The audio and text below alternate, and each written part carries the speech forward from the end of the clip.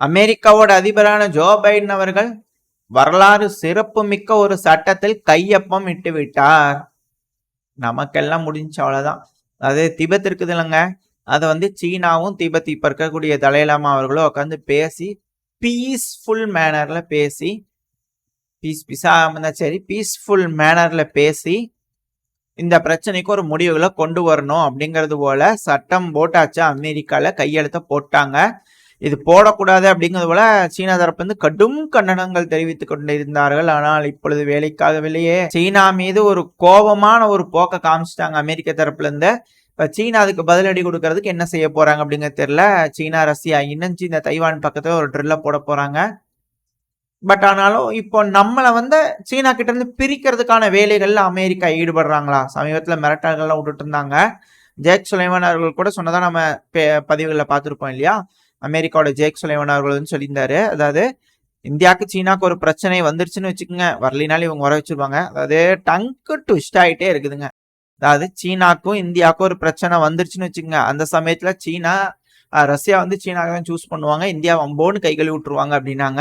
So நீங்க இப்ப என்ன பண்றீங்கன்னு பார்ப்போம். ஏன்னா வரலாறுல முதுகுல குத்துற மாதிரியான ஒரு தழும்புகள் இருக்கு எங்களுக்கு.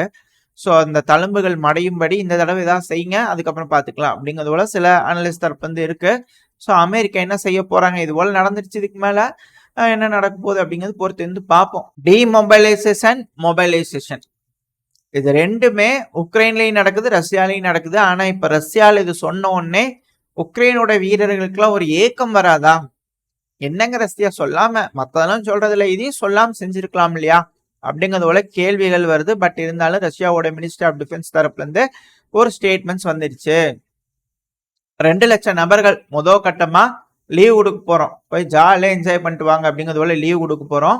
அடுத்தது 1,50,000 சோல்ஜர் கிட்ட பாத்தீங்கன்னா வெக்கேஷன் கொடுக்க போறோம், போய் நல்லா ஜாலியா ஊர் சுத்திட்டு வாங்க, எங்க வேணுமோ போயிட்டு வாங்க அப்படிங்கிற சொல்லிக்கிறாங்க. சமீபத்துல நம்மளோட பிரதமர் அவர்களும் ரஷ்யாவோட அதிபரான புட்டின் அவர்களை பார்த்து ஆற தழுவி அங்க கோரிக்கைகள்லாம் வச்சிருந்தோம், எங்க ஆளுங்களா இருக்கிறாங்க, கொஞ்சம் ஊருக்கு அனுப்பி விடுங்க அப்படிங்கிறத கேட்டிருந்தோம் இல்லையா?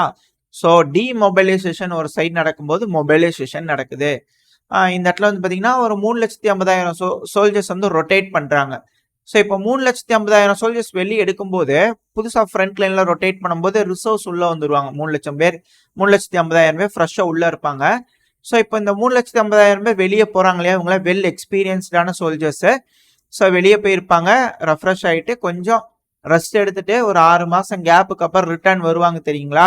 அப்ப வரும்போது புதுசா சோல்ஜர்ஸ் கொஞ்சம் ட்ரைனிங் எடுத்து எந்தெந்த பிரிகேட்ஸ்க்கு எவ்வளவு நம்பர்கள் வேணும்னு சொல்லிட்டு ஒரு மொபைலைசேஷன் அந்த இடத்துல நடந்து ஒரு 5 லட்சம் வீரர்களை ஃப்ரண்ட் லைனுக்கு வரும்போது ஒரு மாபெரும் கவுண்டர் அஃபென்சிவ் இருக்க போகுது, ரஷ்யா தரப்புல இருந்து ஒரு மிகப்பெரிய அஃபென்சிவ் ஆபரேஷன் இருக்க போகுது அப்படிங்கிற சொல்லப்பட்டது. இதை வச்சு அப்படியெல்லாம் பிளான் பண்ணிக்கிறாங்க. ஸோ புடானா அவர்கள் சொல்லியிருந்தாரு, இது போல மேபி பெலரூஸ்ல இருந்து ரஷ்யாவே இறங்கிறதுக்கு அதிகமான வாய்ப்பு இருக்கு. 5 லட்சம் பேர் புதுசா வராங்க அப்படின்னா, எக்ஸ்பீரியன்ஸ்டான நபர்கள் கூட புதுசா சில பேர் ட்ரைனிங் கொடுத்து எடுத்து கூட்டிட்டு வராங்க அப்படின்னா ஓகே, ஃப்ரண்ட் லைன் திரும்பவும் களம் சூடு பிடிக்க போகுது. ஆல்ரெடி சூடு பிடிச்சி எங்கேயோ ஓடிட்டு இருக்கிறாங்க ரஷ்ய வீரர்கள்லாம் ஃப்ரண்ட் லைன்ல. பட் இருந்தாலும் இது போல ஒரு நபர்கள் வராங்க, 5 லட்சம் பேர் புதுசா வராங்கன்னா இன்னும் எந்த அளவுக்கான முன்னேற்றம் ஓட வேண்டியதா இருக்கும் இல்லையா, கிலோமீட்டரா.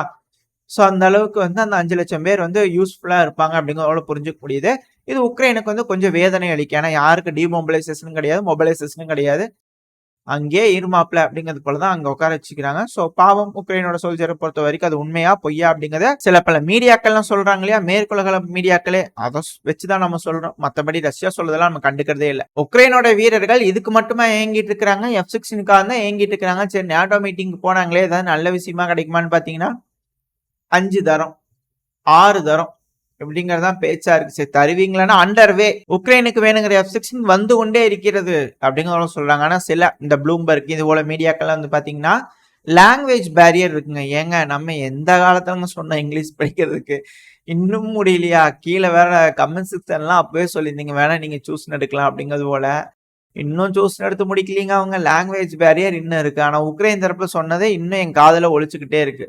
ஒருத்தங்க ஒரு மாதிரி இங்கிலீஷ் பேசுறாங்க, இன்னொருத்தங்க இன்னொரு மாதிரி இங்கிலீஷ் பேசுறாங்க. அது மட்டும் இல்லாம அந்த F-16 ட்ரைனிங் கொடுக்குற நபர்களுக்கு இங்கிலீஷ் தெரிய மாட்டேது, அவங்களே வேற வேற மொழியெல்லாம் பேசிட்டு இருக்கிறாங்க.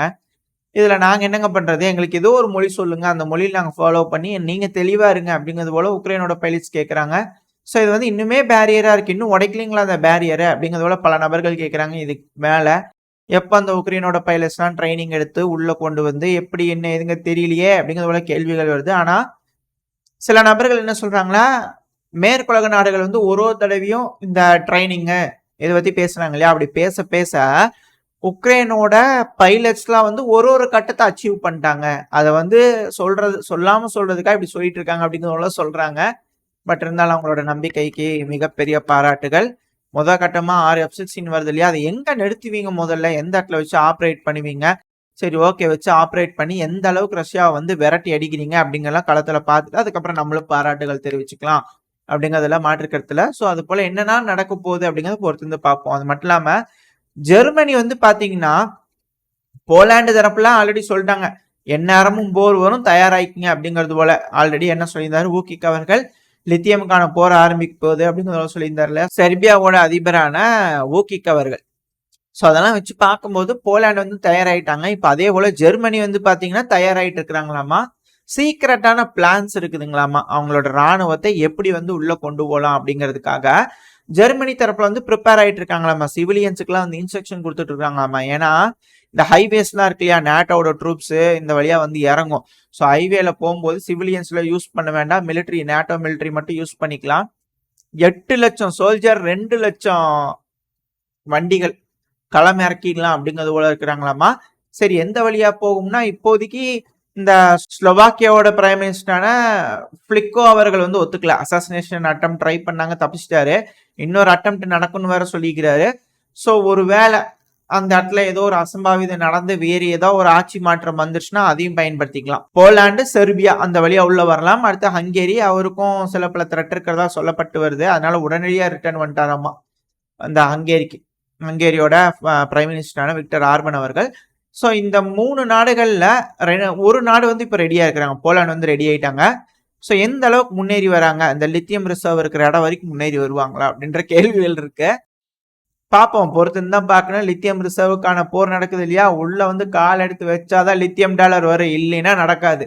ஸோ லித்தியம் டாலர் வேணும்னா சண்டை நடந்தே ஆகணும், பெரிய ஒரு பிரச்சனை நடந்தே ஆகணும். எல்லாத்துக்கும் நாங்கள் தயாராக தான் இருக்கோம் அப்படிங்கிறது போல ரஷ்ய தரப்புலையும் இருக்கிறாங்க. அவங்க வெல் ட்ரைன்டா இருக்கிறாங்க, வெல் ரெடி பொசிஷன்ல இருக்கிறாங்க. அதே போல இவங்களும் ரெடி ஆகிட்டு இருக்காங்க அப்படிங்கிறத மாற்றுக்கிறதுல. இங்க 8 லட்சம் சோல்ஜர்னா ரஷ்ய தரப்புல டிமொபைலைஸ் பண்ணி மொபைலைஸ் பண்றதுக்கு அடுத்த ஒரு 6 மாசத்துல தயாராயிருவாங்கன்னு ரஷ்ய தரப்புல ஒரு 5 லட்சம் வீரர்கள் புதுசா ரெடியாகி உள்ள என்டர் ஆவாங்க அப்படிங்கிறது போல இருக்கு.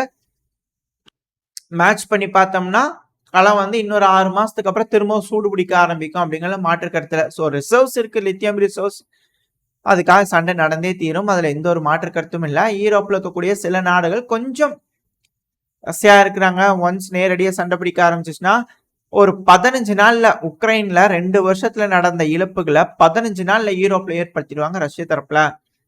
அதை வந்து நம்ம பண்ணணும். So winter முடிஞ்சிட்டோம். வின்டர் முடிஞ்சதுக்கு அப்புறமா ஆரம்பிச்சோம்னா ஒரு வருஷம் கேப் இருக்கு, அடிச்சு பார்த்துக்கலாம். முடியலன்னா ரஷ்யா கிட்ட சரண்டர் ஆயிடலாம், இல்லைன்னா ரஷ்யாவை சரண்டர் பண்ண வச்சிடலாம் இல்லைங்களா. ஏதோ ஒன்று நடந்துடும் இல்லையா. ஸோ அதுக்கான முயற்சிகள் கண்டிப்பாக முன்னெடுக்கப்படும். அது எடுக்காமல் இந்த பிரச்சனை தீராது அப்படிங்கிற சொல்லப்பட்டு வருது. அப்படியா என்னங்கத பொறுத்து தான் பார்க்கணும். ஆனா ட்ரம்ப் அவர்கள் மேல வேற அசாசினேஷன் அட்டம் நடந்திருக்குது. இந்த அவர் ஜெயிச்சிட்டாருன்னா இங்க இருக்கக்கூடிய நாடுகளோட ஒட்டுமொத்த கனவுகளையும் உடைச்ச மாதிரி ஆயிரும் ட்ரம்ப் அவர்கள் வந்துட்டாருன்னா அப்படிங்கிற சொல்லப்பட்டு வருது. ஆனா அதெல்லாம் இல்லைங்க, சும்மா ஒரு நபரை விட்டு இன்னொரு நபரை ஜெயிக்க வைக்கிறதுக்காக பாக்குறாங்க. அவர் வந்தாலும் இதாங்க நடக்கும். இப்ப யூகேல எப்படி தராங்கல்ல எய்டு உக்ரைனுக்கு, அதே போலதான் என்னதான் ஆட்சி மாற்றம் வேணும்னு சொல்லி மக்கள் என்னதான் நினைச்சாலும் ஒன்னும் நடக்க போதில்ல, அதே தான் நடக்க போகுது அப்படிங்கிறதோட சொல்றாங்க. அப்படியே என்னங்கிறது ட்ரம்ப் அவர்கள் ஜெயிச்சு வந்தாலதான் நம்மளுக்கு தெரிய வரும். இல்ல பைடன் அவர்களுக்கு பதிலாக வேற ஏதாவது நின்று டெமோக்ராட்ஸ்ல ஜெயிச்சு வந்தாதான் நம்மளுக்கு தெரிய வரும். ஏதாவது நம்ம பேசிக்கலாம், பட் நடந்தாதானே தெரிய வரும். சோ பொறுத்து வந்து பார்ப்போம் நவம்பர் மாசத்துக்கு அப்புறம் என்னென்ன மாற்றங்கள் வருது இந்த உலகத்துல அப்படிங்கிறது போல. இதோட இந்த பதிவை நான் முடிச்சுக்கோம். இந்த பதிவு எப்படி இருந்துச்சு, உங்களுக்கு பிடிச்சிருக்கா, பிடிச்சுனா லைக் பண்ணிட்டு உங்க ஃப்ரெண்ட்ஸ் அண்ட் ஃபேமிலியோட ஷேர் பண்ணிக்கோங்க. அது கூடவே மறக்காம இந்த பதிவை பத்தின உங்களோட கருத்துக்களை கமெண்ட் செக்ஷன் சொல்லுங்க. இந்த பதிவு நல்லா இருக்கும் நம்பிக்கையில் அடுத்த பேர் உங்களை சந்திக்கிறது வரைக்கும் ஸ்டே சேஃப். Bye bye.